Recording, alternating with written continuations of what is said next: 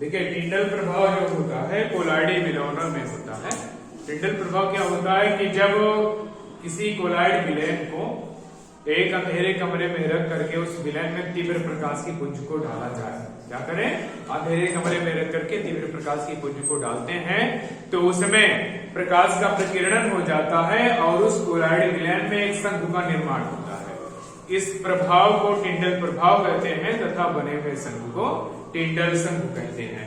जैसे कि हम मानते हैं कि ये एक कोलाइड विलयन का पात्र है, हमने इसमें कोलाइड विलयन को भरा। क्या भरे बेटा? कोलाइड विलयन को भर दिए। उसके बाद में इसमें तीव्र प्रकाश की पुंज को डाला। ठीक है, तीव्र प्रकाश की पुंज को डाला। बहुत तेज प्रकाश होना चाहिए, नहीं तो ये दिखेगा नहीं। तीव्र प्रकाश की पुंज को हमने डाला तो क्या हुआ? ये प्रकाश की पुंज इसमें घुसी और प्रकाश का प्रकीर्णन हो गया। प्रकीर्णन का मतलब होता है फैलाव। तो प्रकाश का प्रकीर्णन होकर के इसमें क्या हुआ?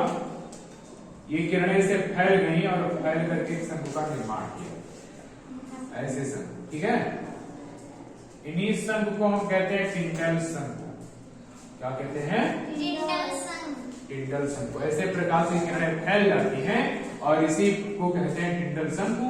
ये क्या है? हमारा पात्र है, इसमें भरा है कोलाइडी विलयन। क्या भरा है? कोलाइडी विलयन भरा है और यहाँ से जो शंकु का निर्माण हुआ ये है टिंडल शंकु। चूंकि इस प्रभाव को सबसे पहले टिंडल नामक एक वैज्ञानिक ने देखा था, इस वजह से इस प्रभाव को टिंडल प्रभाव। ठीक है, समझ में आया? क्या होता है कि जब किसी कोलाइड विलयन को एक अंधेरे कमरे में रख करके उसमें तीव्र प्रकाश की पुंज को डालते हैं तो वो प्रकाश की पुंज का प्रकीर्णन हो जाता है और कोलाइडी विलयन में एक शंकु का निर्माण होता है। इसी शंकु को कहते हैं टिंडल शंकु और इस प्रभाव को कहते हैं टिंडल प्रभाव। क्योंकि इस प्रभाव को सर्वप्रथम एक वैज्ञानिक देखे थे जिनका नाम था टिंडल। इस कारण से उन्होंने अपना नाम दे दिया और इसे कहा टिंडल प्रभाव। समझ में आ गया ना? Yes sir. ठीक है।